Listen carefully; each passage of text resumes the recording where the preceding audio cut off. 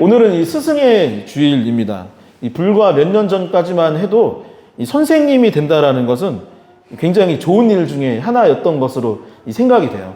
많은 청년들이 임용고시 보겠다고 선생님 되겠다고 하는 청년들이 참 많았는데 이 근래는 사회적 분위기가 많이 달라진 것 같습니다. 그래서 실제로 경쟁률도 예전 같지 않다고 하더라고요. 뉴스를 보셔서 아시겠지만 이 학부모들의 갑질이나 이 교권이 예전만 못하다라는 이야기가 있는데요. 그래서 학교를 떠나는 선생님들도 참 많이 있다고 합니다.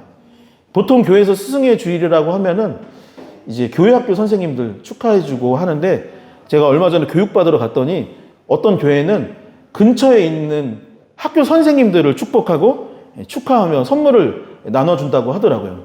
그만큼 학교 선생님들이 요즘 많이 힘든 상황 가운데 있는 것 같아서 저희 교회도 선생님이 2분 있습니다. 예, 힘내시라고 한번 응원의 박수 이렇게 해드릴까요? 네. 네, 저 뒤에 있는 2분입니다. 네. 제가 존경하고 가장 영향을 많이 받은 목사님, 저에게는 스승 같은 분인데 실제로 본 적은 한 번도 없어요. 왜냐면은 한국 분이 아니라 영국 분이라서 한 번도 뵌 적은 없지만 저는 영국의 존 웨슬리라는 목사님을 존경하고 그분의 책들이나 설교의 영향을 많이 받았습니다. 국적도 다르고 시대도 달라요. 이분은 1700년대에 영국에서 사역하셨던 분이라서 만난 적은 없지만 큰 영향을 저에게 끼쳤던 분입니다. 이 존 웨슬리 목사님은 목회자가 된 후에 이 영국과 미국을 오가면서 전도 여행을 다녔다고 해요. 영국 사람이지만 영국에서만 사역을 한 것이 아니라 미국에 건너가서 설교도 하고 복음도 전하는 그런 일들을 주로 했던 것이죠. 그리고 이분이 1700년대이다 보니까 미국에 갈 때 비행기를 탈 수는 없고 주로 배로 오갔었는데 배를 타고 항해를 하던 어느 날 큰 풍랑을 만난 적이 있었다고 합니다. 여러분, 목사님이 풍랑을 만났어요.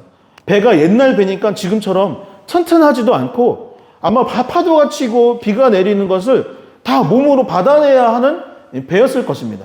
만약에 여러분들이 그런 배에 탔고 밤중에 그런 풍랑을 만나고 비바람이 몰아치고 있다면 여러분들의 마음은 어떠실 것 같습니까? 어떠실 것 같으세요? 저라면 굉장히 무서울 것 같습니다. 제가 몇 년 전에 한참 전이었던 것 같아요. 그 태풍이 올라올 때에 이 월미도를 간 적이 있습니다. 월미도 바로 요 앞바다이고 항상 가보면 잔잔한 앞바다인데 밤에 가서 보니까 그 밤에 보는 것 자체만으로도 꽤 무서운 거예요. 근데 태풍이 올라올 때 가니까 안정장치도 있고 방파제도 있고 다 한데도 너무 무서워서 금세 돌아왔던 기억이 납니다. 그런데 1700년대에 바다 한가운데서 그것들을 만났으니 굉장히 무서웠겠죠. 실제로 이 존 웨슬리 목사님 역시 큰 두려움 가운데 있어야만 했습니다. 그런데 정작 그 옆에 있는 성도님들은 그렇지 않았대요. 우리나라에 뭐 감리교, 장로교, 침례교 있는 것처럼 이 모라비안이라는 모라비안 성도라는 교단 같은 공동체가 있는데 이 모라비안 성도들은 그 풍랑 가운데서도 오히려 마음이 평안하고 잠잠하며 그 가운데서 찬양하고 기도하고 있었던 것이죠. 그러면서 그때 존 웨슬리 목사님이 자신의 마음, 신앙을 돌아보고 점검하게 되었다고 합니다. 현재 내가 하나님을 믿고 내 나름대로는 목사라고 하면서 복음도 전하고 다니는데 정작 성도님들은 하나님을 믿으며 찬양하고 기도하고 있는데 풍랑 가운데 나는 왜 이리 두려워 떨고 있는가? 내가 과연 하나님을 진정으로 믿는 것이 맞는가? 라는 것을 돌아보게 되었고 이 존 웨슬리 목사님이 깨달은 것은 뭐냐면 내가 아직 회심하지는 못하겠구나. 내가 하나님을 인격적으로 진정 믿은 것은 아니구나 라고 생각하게 되었다고 합니다.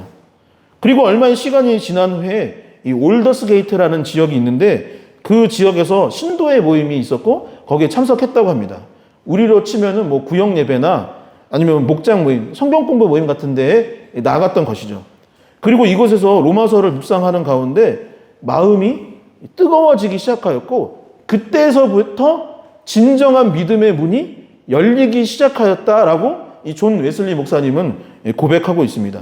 그리고 나서야 두려움이 사라지고 진정한 회심이 있고 나서야 하나님께 귀하게 쓰임받는 삶, 온 전 세계를 다니고 전 세계가 나의 교구다라고 말하면서 하나님의 일들을 감당하는 귀하게 쓰임받는 목사님으로 거듭날 수 있었던 것이죠. 성도 여러분, 여러분들은 어떠십니까? 교회를 출석하고 계시는데 교회를 출석하기 전과 후가 다르십니까? 예수를 믿는다고 우리가 고백하고 있는데 예수를 믿기 전의 삶과 후의 삶이 다릅니까?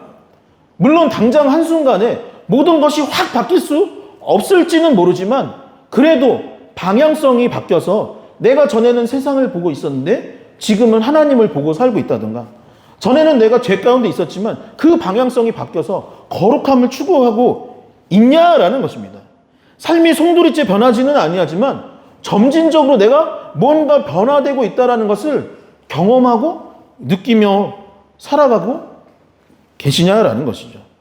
신앙생활을 통해 변화가 일어나는 것이 정상입니다. 예수를 믿으면 변화될 수밖에 없는 것이죠.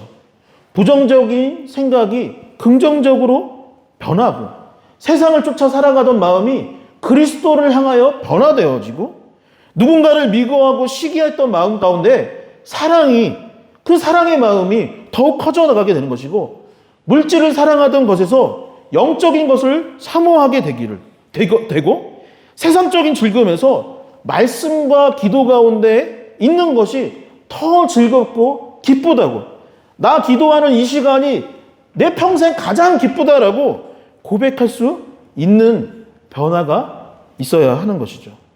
전도하고 선교하는 것이, 무언가 이웃을 돕는 것이 지치고 힘든 일로 여겨지다가 그것이 나의 인생에 있어서 너무나 큰 행복이요 즐거움으로 변화되어야 하는 것입니다. 사랑하는 성도 여러분, 여러분들은 어떠십니까? 변화되고 있습니까? 변화되셨습니까? 그러한 삶의 변화가 있는 저와 여러분들 되기를, 우리가 신앙생활을 하고 교회에 출석함으로 말미암아 그래 내 인생이 변화되고 있다라고 고백할 수 있는 우리 모두가 될 수 있기를 주님의 이름으로 간절히 축원합니다. 오늘까지 우리는 3주간 설교 가운데 공통된 부분을 사실은 함께 나누고 있었습니다. 오늘도 설교 제목 앞에 보면은 이렇게 박스치고 표기가 되어 있는데 무엇이라고 되어 있나요? 설교 제목에? 변화입니다. 지금 변화 시리즈를 함께 나누고 있는데, 여러분 요한복음에 있어서 중요한 주제가 한 가지 있는데 그것이 무엇이냐? 바로 이 변화라는 주제가 너무나도 중요한 내용입니다. 이 가나 혼인잔치 때 이 일주일에서 2주 정도 혼인잔치를 해야 됐던 거예요.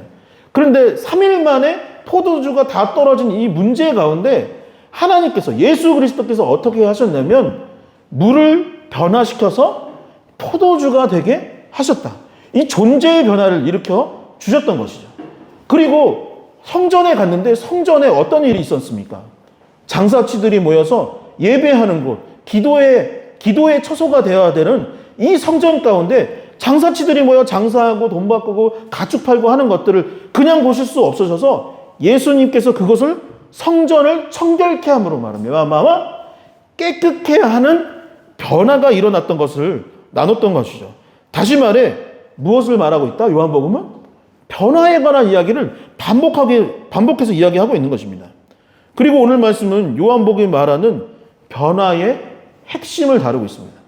가장 중요한 변화를 다루고 있는 것이죠. 성경 전체가 이야기하고 있는 핵심이 무엇이냐? 그것을 한 구절로 요약해봐라 라고 한다면 이 요한복음 3장의 이야기를 나눌 수밖에 없을 만큼 너무나 중요한 것이죠. 물이 변하여 포도주가 된 것 같은 존재의 변화, 더러워진 것을 깨끗게 하는 변화, 그것이 어떻게 나의 이야기가 되고 그동안 봤었던 이 변화의 이야기가 어떻게 내 삶 가운데 적용이 되어서 내 인생이 변화될 수 있는가를 이야기하는 것이 바로 오늘 말씀의 내용인 것입니다. 그렇다면 어떻게 이 변화가 나의 이야기로 적용될 수 있을까요?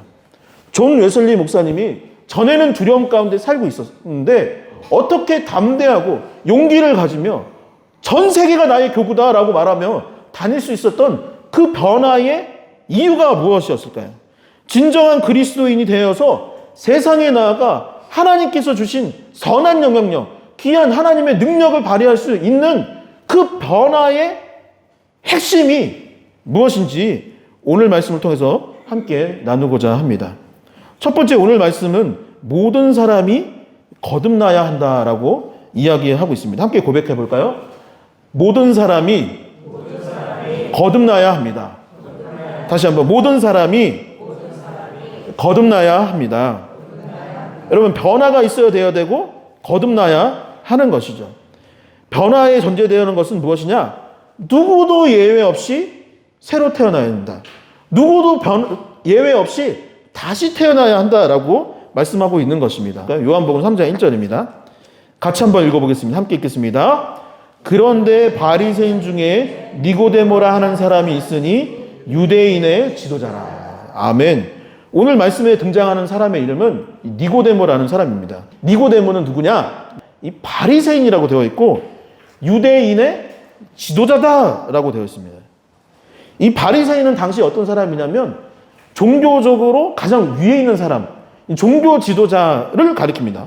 그리고 오늘 본문에 유대인의 지도자라고 번역된 이 지도자가 헬라어로는 아르콘이라고 되어 있는데 아르콘의 뜻은 무엇이냐면 통치자, 우두머리라는 뜻이에요. 그러니까 이 유대 사회에서 아르콘 지도자라는 것은 그냥 뭐 좀 리더격인가 봐 이 정도가 아니라 가장 높은 사람, 통치자, 우두머리격에 있는 사람이 바로 니고데모였다라는 것이죠. 다시 말해 정리하자면 뭐냐면 니고데모는 종교적으로나 사회적으로 존경받는 최고 권력층이었던 것이죠. 그런데 이 사람이 예수님과 당시 이 상황 가운데 집중하고 있었던 것은 무엇이냐? 예수님을 만났는데 니고데모가 바라봤던 것은 무엇이냐? 예수님 그 자체였을까요? 예수님을 만났으니까 예수님을 바라봤을까요? 그렇지 않았습니다. 여러분 2절의 말씀도 한번 같이 볼까요? 2절입니다. 같이 읽겠습니다. 그가 밤에 예수께 와서 이르되 라삐여 우리가 당신은 하나님께로부터 오신 선생인 줄 아나이다. 하나님이 함께 하시지 아니하시면 당신이 행하시는 이 표적을 아무도 할 수 없음이니이다. 아멘.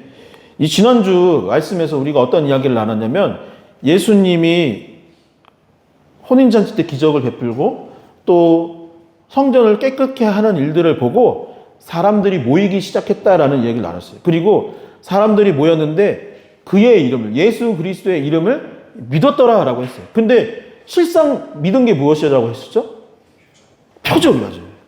눈에 보이는 표적을 믿었던 거예요. 예수님 그분 자체를 믿었던 것이 아니라 사람들이 따르고 모였던 이유는 표적을 봤기 때문에 그 표적을 믿었기 때문이라고 성경은 말하고 있습니다. 표적이 뭐라고 했습니까? 이적, 표징, 눈에 보이는 기적 이런 것들이 바로 표적이라는 단어의 뜻이었습니다. 다시 말해 무엇입니까? 우리는 사람들은 눈에 보이는 것, 오감으로 느껴지는 것에 예민한 존재입니다. 그래서 예수님 그 자체를 본다기보다는 이적을 보고 기적, 건물이나 규모, 얼마나 많은 사람들이 따라다니고 있는가? 이런 것들에 현혹되어서 잘못된 믿음, 잘못된 신앙에 빠지는 경우들이 있는 것이죠. 방금 읽었던 본문에 니고데모가 집중하고 있었던 것이 뭐라고 되어 있냐면 이 표적을 아무도 할 수 없습니다. 그러니까 예수님, 내가 지금 보고 있는 건 뭐예요? 당신의 나 역시 그 무리들 중에 하나처럼 표적을 보고서 지금 당신에게 찾아왔습니다. 내가 집중하는 것은 눈에 보이는 것, 그 가시적인 것입니다. 라고 이야기하고 있는 것이죠. 성경을 보면 예수님은 니고데모와 다른 사람들을 주로 만났던 것처럼 우리는 여겨져요. 어떤 사람?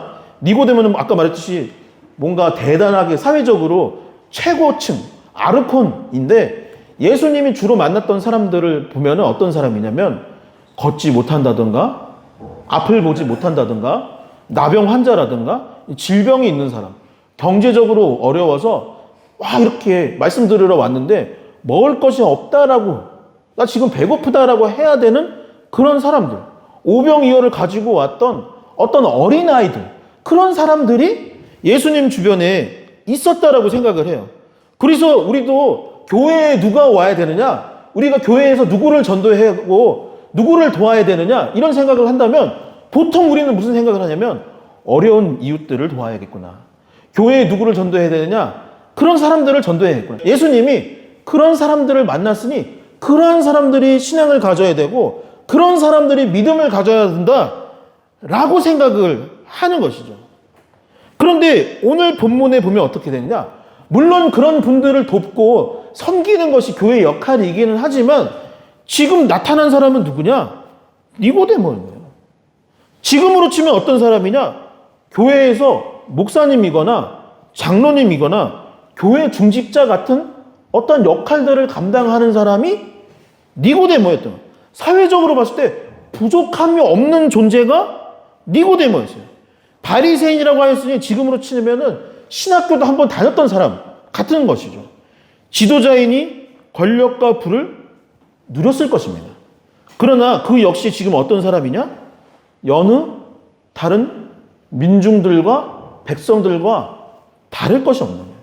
예수님 눈에 보기에는 이 사람이 가난하거나 부하거나 지도자이거나 그렇지 못하거나 사회적으로 영향력이 있거나 그렇지 못하거나 예수님 눈에 봤을 때는 다 어떤 사람이에요? 다 거듭나야 할 사람이라는 것입니다. 성도 여러분, 모든 사람에게 변화가 필요한 것입니다. 모든 사람에게 예수 그리스도가 필요한 것이에요.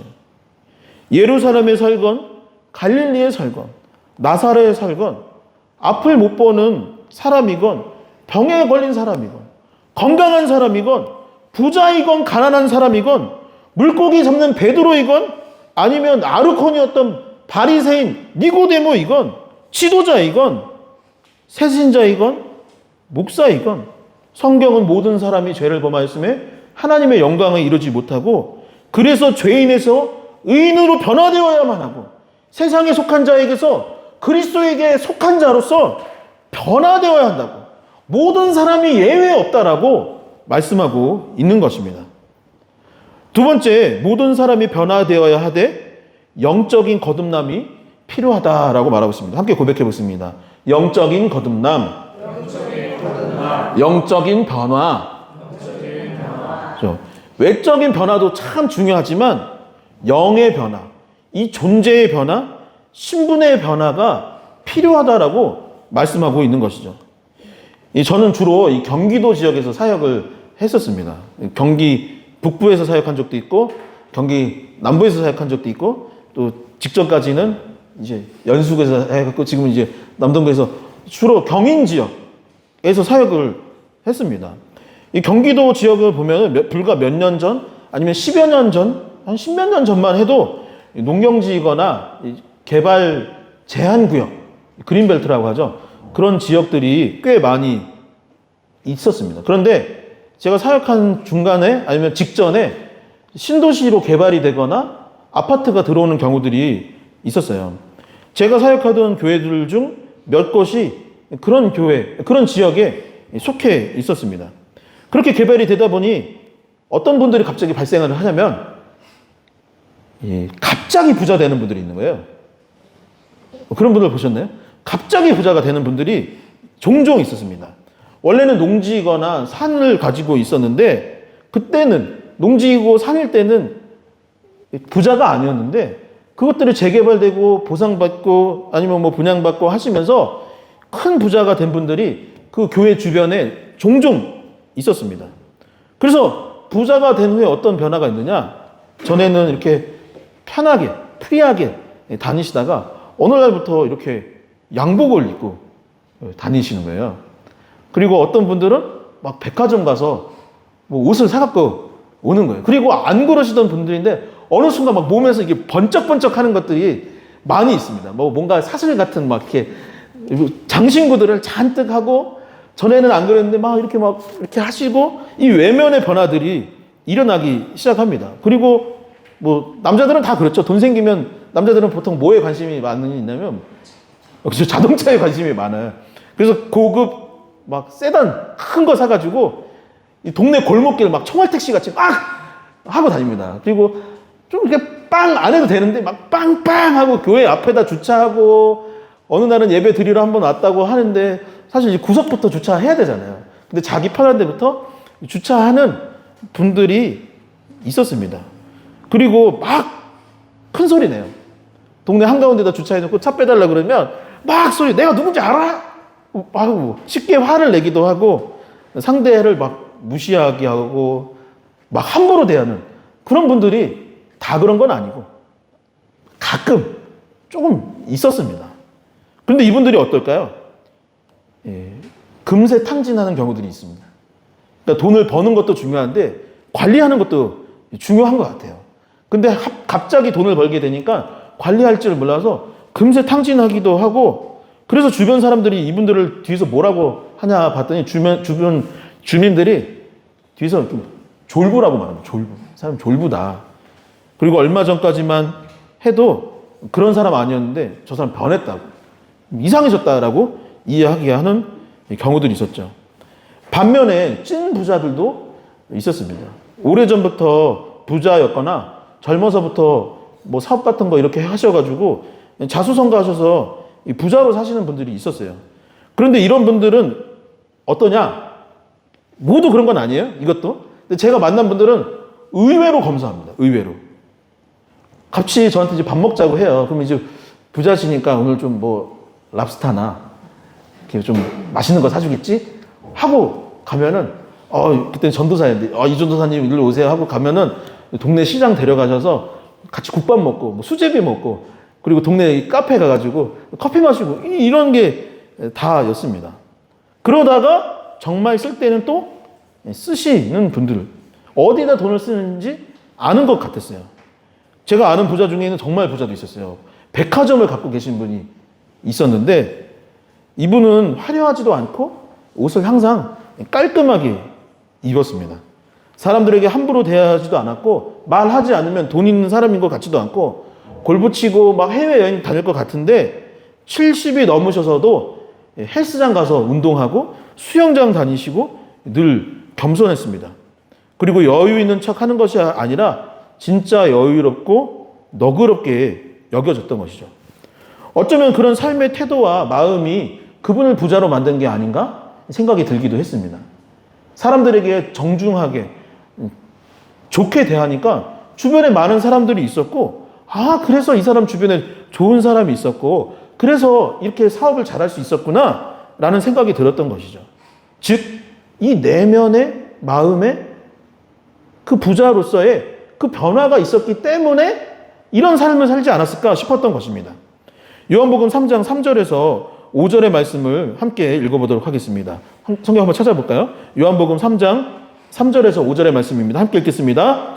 예수께서 대답하여 이르시되 진실로 진실로 내게 이르노니 사람이 거듭나지 아니하면 하나님의 나라를 볼 수 없느니라.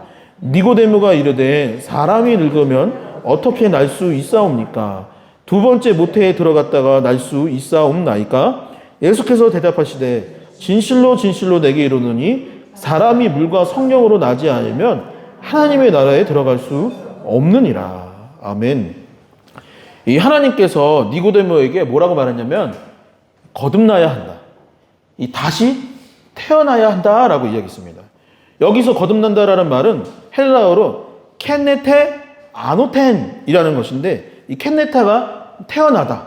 그리고 아노텐이라는 단어가 너무 중요한데, 아노텐의 뜻이 무엇이냐면 위로부터 라는 뜻이에요. 거듭나다라는 건 뭐냐면 우리가 땅을 벗삼아 살아가는데 그게 아닌 거예요. 거듭난다라는 것, 헬라어 원어의 뜻은 뭐냐면 위에서 태어나는 거예요. 이렇게 하늘에서 태어나는 거예요.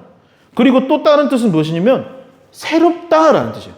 그러니까 정리하자면 뭐냐면 켄네테 아노텐이라고 하는 것은 위로부터 태어나는 것이요 새롭게 태어나는 것이 바로 거듭남의 의미인 것입니다. 이 세상이 아닌 위로부터 하늘에서부터 태어나는 것을 의미하고 새로운 삶의 시작이 바로 거듭남이라는 것이죠. 니고데모는 이 말에 대해서 무슨 생각을 했냐면 여전히 육적인 것, 이 땅의 것을 생각했던 거예요. 내가 이미 어머니 뱃속에서 태어났고 나이도 많았는데 어떻게 다시 어머니 뱃속에서 그러면 다시 들어갔다 태어나란 말이냐? 라고 물었고, 예수님께서는 무엇이라고 말했냐면 그게 아니라고. 내가 말하는 이 거듭남은 영적인 거듭남을 말하는 것입니다 라고 말하는 거예요. 물과 성령으로 태어나지 아니한다면 물과 성령으로 다시 태어나지 않는다면 그것이 잘못된 것이고, 영적인 물과 성령으로 태어나는 영적인 거듭남이 당신에게 필요하다고 나는 말하는 것입니다 라고 이야기하는 것이죠. 에스겔 36장 25절에서 27절은 제가 한번 읽어보도록 하겠습니다. 에스겔서 36장 25절에서 27절입니다.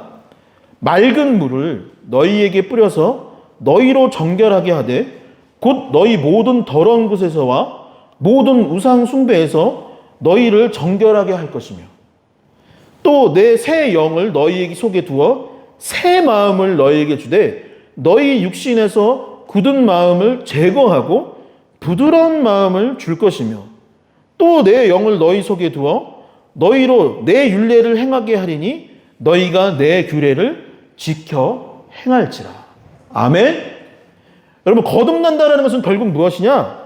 하나님께서 우리 내면에 영적인 더러움을 씻어주신다는 거예요. 에스겔에서 뭐냐면 우리 내면의 영적인 더러운 것들을 씻어주시고 맑은 물로 모든 우상 숭배, 세상의 것들로부터 우리를 정결케 한다는 거예요. 내가 하나님보다 더 소중하게 여겼던 그 우상들을 다 내버리게 하시고 우리를 깨끗하게 하신다. 성령으로 인해 무엇이라고 되어 있냐면, 저는 이 말씀 너무 와닿는다 했는데 뭐냐면 굳은 마음을 변화시키는 거예요. 성령께서 우리 내면에 임재하여 주시면, 여러분, 굳은 마음 가운데 말씀이 들어갈까요? 안 들어갈까요? 땅이 딱딱한데 돌밭인데 들어갑니까? 안 들어갑니까? 안 들어가는데 그 굳은 마음을 변화시킵니다. 돌덩이 같은 마음이라서 누군가를 때려버리고 딱딱하게 날카롭게 베어버리는 것이 인간의 마음, 죄에 속한 우리의 마음인데, 그것을 변화시킨다. 어떻게 변화시킨다? 굳은 마음을 제거하고 부드러운 마음으로 우리 내면을 변화시켜 준다라고 했습니다. 그리고 내 영을 너희 속에, 성령께서 너희에게 임하시면 어떻게 변화되냐면, 말씀을 행하는 것이 나에게 벅차고 말씀을 사모하는 것이 어려운 일인데, 성령을 따르는 자, 성령 충만한 자는 결국 어떻게 되느냐? 그 말씀을 즐거워하고 그 말씀대로 행하게 될 것이다 라고 에스겔 선지자가 예언하고 있는 것이죠. 사랑하는 성도 여러분, 저와 여러분들이 이렇게 영적으로 거듭날 수 있기를 축원합니다. 또 이미 거듭난 줄 믿습니다. 안 되나요? 이미 거듭난 줄 믿습니다. 그렇다면 우리의 마음 어떻게 거듭나고 어떻게 새로워질까? 모든 사람이 거듭나야 하고 그 거듭남은 영적인 것이어야 하는데, 이 거듭남을 어떻게 이룰 수 있느냐? 이것이 제일 중요한 것이죠. 그 비결은 무엇이냐? 마지막 세 번째, 예수님을 믿을 때 거듭난다라고 성경은 말합니다. 예수님을 진정으로 믿을 때, 표적을 믿는 것이 아니라 예수님 그분 자체를 믿을 때, 그분을 내 삶의 주인으로 받아들이고 나의 구원자로 믿을 때, 그분이 나와 늘 함께하여 주신다라고 진정으로 믿을 때, 내 인생을 진정 책임져 주시는 분이 나 자신도 아니요, 세상의 누구도 아니라 여호와 하나님께서, 예수 그리스도께서, 성령 하나님께서 나를 책임져 주신다라고 믿을 때, 그때서야 진정으로 거듭난다라고 성경은 말하고 있는 것이죠. 함께 고백해 보겠습니다. 예수님을 믿을 때 거듭납니다. 이게 정말 제일 중요해요. 주먹을 꽉 쥐고 예수님을 믿을 때 거듭납니다. 거듭납니다. 여러분, 교회에서 제가 어릴 적 많이 듣고 불렀던 찬양이 있습니다. 제가 어렸을 때 다녔던 교회에서는 이거 불러야, 이 노래 찬양해야 점심을 주는 날도 있었어요. 특히 여름 성경학교 때 꼭 이 말씀 외우라고 해요. 막 새 친구들 막 오잖아요. 그러면 요 말씀 외우고 이 찬양 부른 친구들만 달란트 주거나 밥 줬었어요. 무슨 찬양이냐면, 누구 지금 얘기하세요. 하나님이 세상을 이처럼 사랑하사 독생자를 주셨으니 이는 그를 믿는 자마다 멸망하지 않고 영생을 얻으리로다. 영생을 얻으리로다. 아멘. 여러분, 요한복음 3장 16절이 다 중요한 거 압니다. 근데 요한복음 3장 16절이 왜 나왔느냐? 어디서 나왔느냐? 바로 여기서 나온 거예요. 니고데모가 거듭나지 않았던 것입니다. 그는 종교적으로 뛰어난 사람이고 사회적으로 높은 사람이었어서 세상 사람들이 봤을 때는 저 사람이 거듭나지 않았을 리가 있나?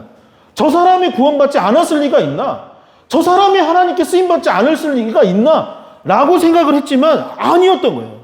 진정한 거듭남이 바로 어디서 필요했냐면 바로 니고데모에게 필요했던 거예요. 우리가 당연히 그 사람은 잘 믿고 그 사람은 변화될 것이라고 생각했던 그 자리에서 필요했던 말씀이 바로 여기에 있었던 것입니다. 니고데모는 어떤 사람입니까? 나 사실 바리새인입니다. 나 사실 유대인의 지도자예요. 그런데 눈에 보이는 것만 믿고 살았어요. 그게 전부라고 생각했습니다. 눈에 보이는 세상이 전부라고 생각하고 열심히 달려오기는 했어요. 그런데 사실은 내 안에 참 자유함이 없습니다. 나는 여전히 누구와 그 위치를 비교하고 있고 여전히 목마른 가운데 살아가고 있습니다. 여전히 나는 아픔 가운데 살아가고 있어요. 나는 오늘도 저 표적을 보면서 눈에 보이는 저것만 보면서 살아갔어요. 나는 구원받지도 못하고 행복하지도 못하고 기쁘지도 않습니다. 사람들 앞에서는 다른 척, 거룩한 척 하며 살았지만 나는 여전히 아프고 오늘도 슬픕니다. 예수님, 어찌 살아야 할까요? 어찌 위로부터 다시 태어날 수 있습니까? 어떻게 내 삶이 새롭게 시작될 수 있습니까? 어떻게 새로운 삶을 시작할 수 있습니까? 라는 이 질문에 예수께서 답하신 이야기가 바로 오늘 본문의 이야기인 것이죠. 요한복음 3장 14절에서 15절의 말씀을 같이 한번 읽어보도록 하겠습니다. 함께 읽겠습니다.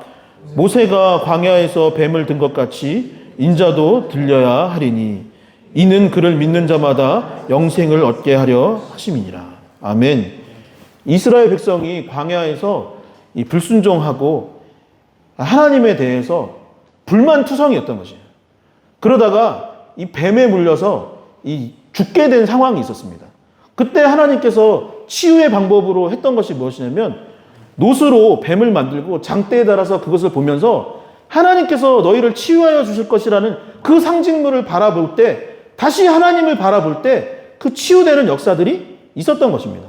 근데 예수님께서 나도 인자도 바로 내가 그와 같이 된 것이 너희들에게 영생을 주고 거듭나게 하기 위함이라고 지금 말하고 있는 이 말이 무엇일까요? 예수 그리스도의 십자가의 죽음과 부활의 역사가 일어난다면 그것을 믿게 된다면 너희도 거듭날 수 있다라고 말하는 거예요. 그러면서 그 삶을 변화시키기 위해 영생을 얻는 진정한 비결이 무엇인지 가르쳐주기에 3장 16절을 이야기해 주셨던 것입니다. 3장 16절은 마음에 새겨지도록 한번 큰 목소리로 같이 봉독해 보도록 하겠습니다. 함께 읽겠습니다. 하나님이 세상을 이처럼 사랑하사 독생자를 주셨으니 이는 그를 믿는 자마다 멸망하지 않고 영생을 얻게 하려 하심이라. 아멘. 아멘. 하나님이 세상을 이처럼 사랑하사 독생자를 주셨으니 이는 그를 믿는 자마다 멸망하지 않고 영생을 얻게 하려 하심이라. 여러분 본문에서 뭐라고 됐냐면 하나님이 세상을 이처럼 사랑했다. 이처럼 사랑한 것이 무엇일까요? 어떻게 사랑한 거예요? 자신의 아들 독생자 예수 그리스도를 여러분 대신할 만큼 사랑하신 것입니다. 제가 자식을 낳기 전에는 이 말씀을 머리로는 이해를 했는데 마음으로는 이해한다고 생각했었거든요. 근데 마음으로 이해하지 못했더라고요. 왜냐면 주한이가 태어났는데 숨을 잘 못 쉬는 거예요. 아픈 거예요. 이러다 큰일 나겠구나. 그걸 보면서 얼마나 힘들고 아팠는지 모릅니다. 살짝만 아파도 너무 속상해서 제가 그때 기도하면서 뭘 하냐면 차라리 내가 아팠으면 좋겠다고. 하나님 차라리 내가 아팠으면 좋겠어요. 그냥 내가 숨 마시고 그냥 내가 이러다 죽을 수는 있는데 이 어린애가 이렇게 아픈 것을 어떻게 합니까? 라는 마음이 들어요. 여러분 정상적인 부모라면 자기 자식을 무언가 바꿀 수 있는 사람은 저는 없다고 생각합니다. 정상적인 부모라면 자기 자식보다 소중한 게 없어요. 자기 자식이 제일 소중하게 생각될 수밖에 없습니다. 그런데 하나님 어떤 분이에요? 제가 봤을 때는 비정상입니다. 비정상.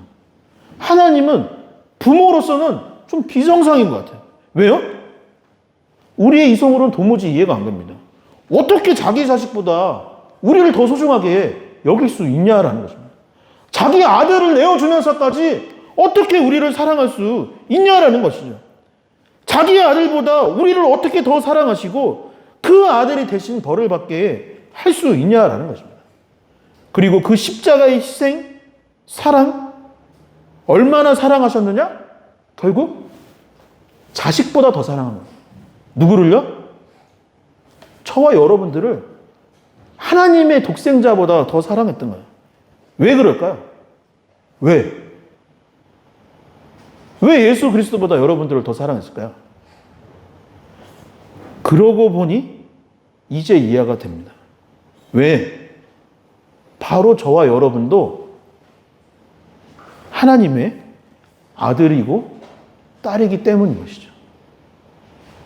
우리가 하나님의 남이 아니라 그냥 죄인이 아니라 우리 역시 하나님의 아들이요 딸이기 때문에 우리가 완전히 이해할 수는 없지만 십자가를 통하여서 이렇게 해서라도 우리를 구원하시고자 했던 것입니다.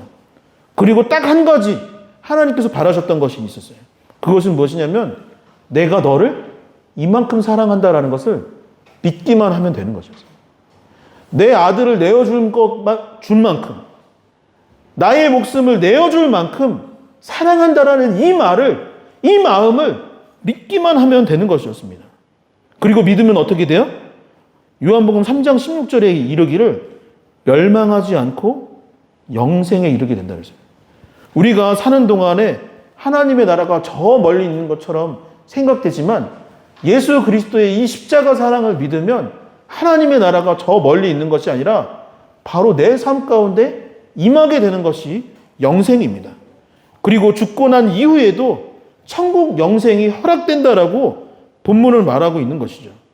우리의 생명까지 구원하신 하나님이 또한 우리에게 어떻게 하실까요? 여러분, 자기의 아들을 아끼지 아니할 만큼 사랑하여 주고 멸망하지 않고 영생을 허락하신 하나님께서 여러분과 저의 인생을 책임져 주실까요? 안 주실까요? 안 와닿나요? 우리가 너무 욕심이 많고 바라는 것이 많아서 그럴 수 있을지 모르지만 하나님께서는 저와 여러분들의 인생을 책임져 주시는 줄 믿으시기 바랍니다. 우리에게 생명까지 내어주신 하나님이 우리의 인생을 책임져 주시는 것은 너무나 당연한 것입니다.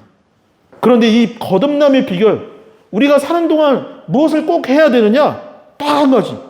예수 그리스도의 십자가 복음을 믿기만 하면 되는 것입니다. 예수 그리스도를 나의 구주로 주님으로 믿기만 한다면, 참되게 믿기만 한다면 우리는 멸망하지 않고 영생을 얻을 줄 믿으시기 바랍니다. 우리의 삶 가운데 승리가 있을 줄 믿습니다. 영생을 얻을 줄 믿습니다. 믿습니다. 믿습니다. 여러분, 말씀을 정리하겠습니다. 지난주 나눈 말씀처럼 저와 여러분들의 현재 상태를 잘 점검해야 됩니다.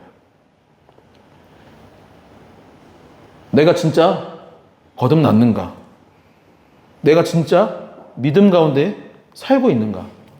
믿고 거듭났는데 어느 순간 그 마음을 잃어버려서 하나님을 멀리하고 있지는 않은가? 믿는다 하면서도 내 마음의 주인이 예수 그리스도가 아니라 여전히 나이거나 세상 가운데 있지는 않은지 자신을 돌아볼 수 있었으면 좋겠습니다. 여러분, 모든 사람이 거듭나야 한다라고 본문은 말하고 있습니다. 그리고 위로부터 새로운 삶을 시작해야 합니다. 예수 그리스도의 십자가 복음을 믿을 때 그것이 가능합니다. 오늘 이 시간 자기 자신을 점검하고 믿음으로 말미암아 구원을 얻고 거듭날 수 있는 저와 여러분들이 될 수 있기를 주님의 이름으로 간절히 축원합니다.